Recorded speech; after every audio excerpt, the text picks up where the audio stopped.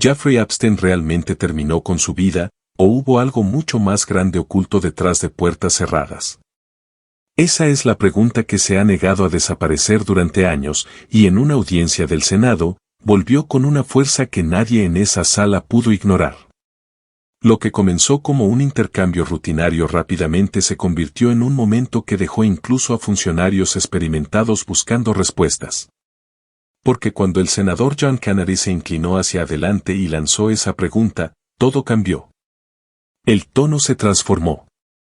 La energía se tensó. Y de repente, toda la audiencia parecía estar caminando sobre una cuerda floja. Estaron en Wisconsin. Ella estaba violando la ley federal, ¿verdad? Sí, por eso la arrestamos. Ella estaba ayudando a un inmigrante ilegal a escapar de ser detenido, ¿es correcto? Sí, y los agentes de campo decidieron abrir el caso y trabajarlo. Y como estadounidenses, podemos escoger qué leyes queremos seguir y cuáles no. Nosotros no. Si eres juez de un tribunal estatal, ¿tienes la potestad de decidir que no quieres acatar la ley federal? Y Y si infringes la ley federal, ¿te arrestan? No. sí, senador. Eso se llama igualdad de trato ante la ley, ¿no? Sí, senador. Seguro que os acordáis de Lisa Page y Peter Slozak, ¿verdad? Sí, senador. Señor, Strzok trabajaba para el FBI. Señora, Ágina, quiero decir, lo siento, señor. Strzok trabajaba para el FBI. Creo que la señora Age trabajó por la justicia. El inspector general descubrió en su investigación que odiaban al presidente Trump y que realmente querían que ganara la secretaria Clinton. ¿Es eso cierto? Así es, señor. Pero esto sería lo mismo, señor. La misma señorita Page que envió un correo electrónico al señor Strzok, con quien mantenía una relación extramarital. Trump nunca llegará a ser presidente. Bien, bien. Y el señor Strzok del FBI, alto funcionario del FBI, respondió, cito, no lo hará. Lo detendremos. ¿Lo he leído bien? Sí, senador. Bien, ahora la señorita Page lo consiguió. Renunció antes de que la despidieran. Señor, Strzok fue despedido y, como era de esperar, presentaron una demanda. Porque en Washington es más fácil divorciarse de tu cónyuge que despedir a un empleado federal.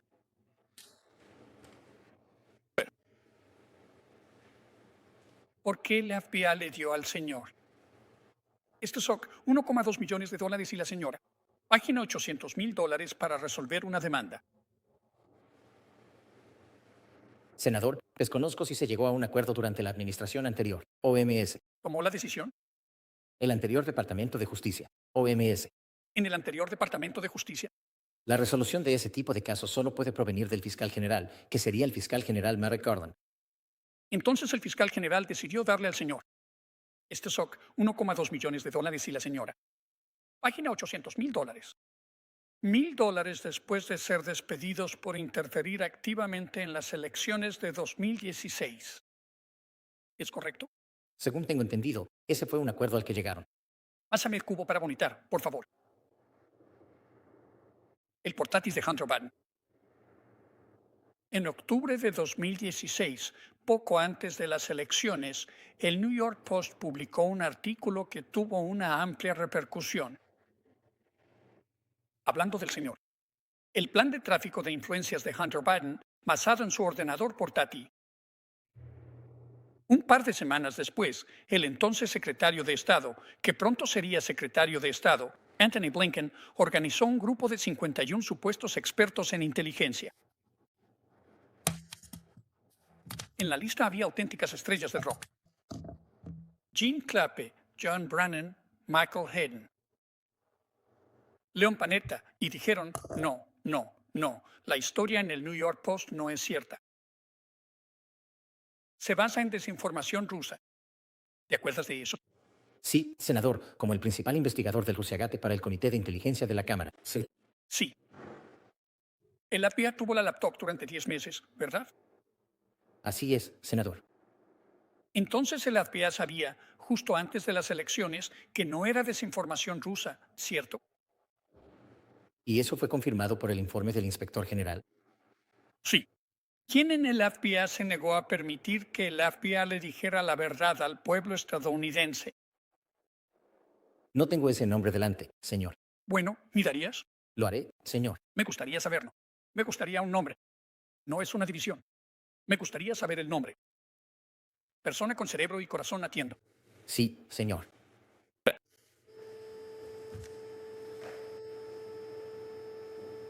¿Jeffrey Epstein se suicidó ahorcándose o alguien lo mató?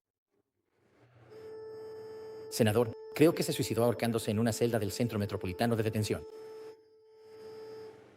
¿Vas a publicar toda la información al respecto? Senador, estamos trabajando en eso ahora mismo con el Departamento de Justicia. ¿Cuándo crees que lo tendrás listo, Cass? Creo que en un futuro cercano, señor. Como antes de que me muera. Senador. Hemos estado trabajando en eso y lo estamos haciendo de una manera que protege a las víctimas y también evita poner en circulación información que es irrelevante para el público, como el XAN. Gracias, señor presidente. Senador Rui. Muchas gracias, señor presidente. Gracias, director. Como bien sabes, Doge.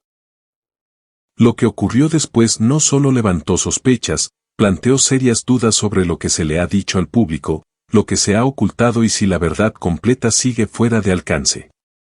Al principio, no parecía nada fuera de lo común. Kennedy comenzó de manera tranquila, casi casual, siguiendo una línea de preguntas que se sentía familiar. Pero entonces llegó el giro. Su tono se volvió más firme. Sus preguntas más precisas. Y el enfoque se dirigió directamente a Kash Patel. No fue solo lo que preguntó, fue como lo preguntó. Directo. Sin rodeos.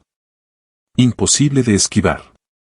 Patel, de quien muchos esperaban respuestas seguras, de repente parecía estar caminando sobre terreno inestable. Cada respuesta sonaba cuidadosa. Cada pausa, más larga de lo normal. Y mientras Kennedy presionaba, quedó claro que esto no sería un intercambio típico. Algo estaba creciendo. Algo que la sala, y quienes observaban, podían sentir en tiempo real. Pero eso apenas era el comienzo. Kennedy no se detuvo ahí.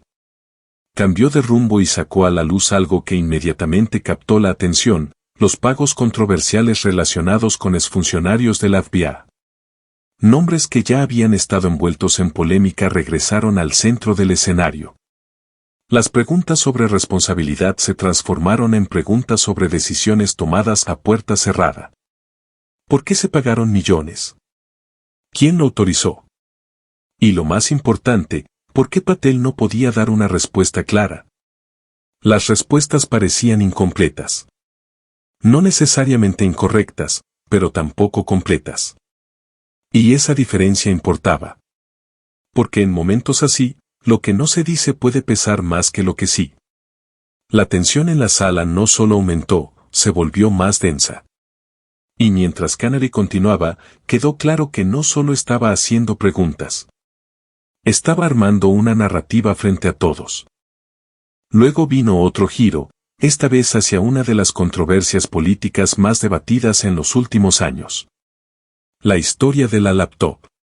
Un tema que ya había generado debate regresó con nueva intensidad. Kennedy expuso el cronograma, la información, las decisiones tomadas o no tomadas en momentos clave. Y nuevamente, la pregunta central fue, ¿quién sabía qué y cuándo? Patel reconoció partes, pero las preguntas más profundas quedaron sin respuesta. ¿Por qué no se dijo más antes? ¿Quién decidió guardar silencio? ¿Y por qué la narrativa pública cambió tanto en un momento tan crítico? Las respuestas no terminaron de convencer. Y esa brecha entre la pregunta y la respuesta solo aumentó la sensación de que algo no encajaba. Pero nada preparó a la sala para lo que vino después. Kennedy volvió a la pregunta que había estado presente todo el tiempo. La que millones de personas han hecho durante años. ¿Qué pasó realmente con Jeffrey Epstein? El ambiente se tensó en cuanto se pronunció la pregunta. Patel dio la respuesta oficial. Calmado. Medido. Pero había algo en ese momento que pesaba más que las palabras. Tal vez era la historia detrás del caso. Tal vez las dudas que nunca han desaparecido. O tal vez el hecho de que Canary no lo dejó ahí. Insistió. Profundizó. Y al hacerlo, volvió a poner la incertidumbre en primer plano. Lo que hizo que este momento destacara no fue solo la pregunta, fue la reacción. Las pausas. Las palabras elegidas con cuidado. La sensación de que cada frase estaba siendo calculada.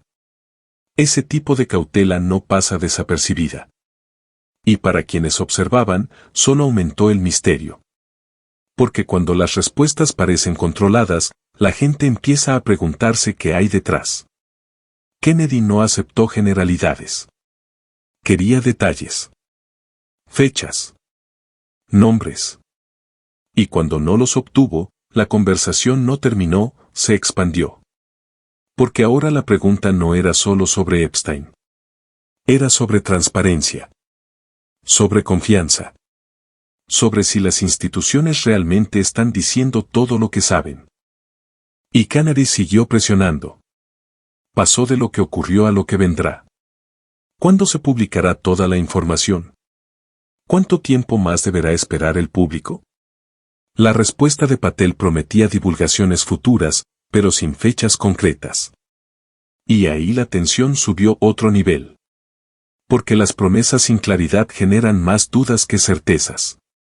El comentario de Canary sobre querer respuestas antes de morir no fue solo una frase, reflejó una frustración que muchos comparten. La sensación de que la verdad, sea cual sea, se ha retrasado demasiado. Y ese retraso tiene consecuencias. Alimenta la duda. Genera especulación. Mantiene viva la historia. Mientras tanto, fuera de la audiencia, el panorama político también mostraba señales de cambio. En PAC, uno de los eventos conservadores más influyentes, el ambiente se sentía distinto. Menos unido. Menos intenso. Había señales, sutiles, pero visibles, de que algo no estaba alineado como antes. La asistencia parecía menor. Las reacciones más apagadas. Incluso el mensaje general se sentía menos cohesionado. Y quizás lo más llamativo, una figura clave que normalmente domina el evento no estaba presente. Esa ausencia no pasó desapercibida. De hecho, se convirtió en parte de la conversación. El evento mantenía sus elementos habituales, discursos, paneles, figuras conocidas, pero la energía contaba otra historia. Momentos que debían generar entusiasmo no lograron encender al público. Las reacciones no coincidían con lo esperado. Y en política, eso importa. Son señales de cambio. Indicios de que algo se está moviendo debajo de la superficie. Para algunos asistentes, las preocupaciones iban más allá del evento. Había dudas sobre dirección, prioridades y si las promesas clave aún se estaban cumpliendo. Y esas dudas comenzaron a hacerse más visibles. Una voz en particular reflejó ese sentimiento. Un joven votante expresó frustración al comparar promesas pasadas con la realidad actual. Habló de conflictos, de economía, de expectativas no cumplidas. Y ese tipo de opinión no es menor. Representa un cambio en percepción. Y cuando la percepción cambia, también lo hace la participación. Algunos incluso mencionaron reconsiderar su voto en futuras elecciones. Eso no es un detalle menor, es una señal de posible transformación en la base. Incluso figuras influyentes reconocieron la incertidumbre. Las discusiones sobre estrategia y futuro ya no parecían completamente alineadas. Y esa falta de unidad abre espacio a nuevas preguntas. Preguntas sobre liderazgo. Sobre rumbo. Sobre cómo avanzar. Pero por ahora, esa alineación no parece completa. Y eso tiene peso en un entorno donde la percepción no es todo. Todo esto nos lleva de nuevo a ese momento en la audiencia. Porque mientras el panorama político cambia, las preguntas que surgieron allí siguen vigentes. El caso Epstein sigue sin resolverse para muchos. Las demandas de transparencia continúan. Y la necesidad de respuestas claras no ha disminuido. Canary no creó esas dudas, pero las amplificó. Las puso en primer plano de una forma imposible de ignorar. Entonces, ¿dónde estamos ahora? Por un lado, existen declaraciones oficiales y revisiones en curso. Por otro, hay escepticismo público y dudas persistentes. Entre esos dos extremos se encuentra la verdad. Y hasta que esa verdad se revele completamente, la conversación seguirá. Evolucionará. Se debatirá. Porque cuando algo no encaja, la gente sigue preguntando. Sigue buscando. Sigue observando. Y tal vez ese sea el punto más importante. No solo lo que se dijo en esa audiencia, sino lo que representa. Un momento donde se hicieron preguntas directas. Donde las respuestas no convencieron del todo. Y donde esa diferencia se volvió evidente. Si esa brecha se llenará con claridad o permanecerá como espacio para especulación, solo el tiempo lo dirá. Pero lo que sí es seguro es que momentos como este no desaparecen. Permanecen. Dan forma a la narrativa. Y mantienen a todos atentos. Si este análisis te resultó útil y quieres más contenido como este, dale like al video, suscríbete al canal y activa las notificaciones para no perderte lo que viene. Porque esto apenas comienza, y la próxima historia podría ser aún más impactante.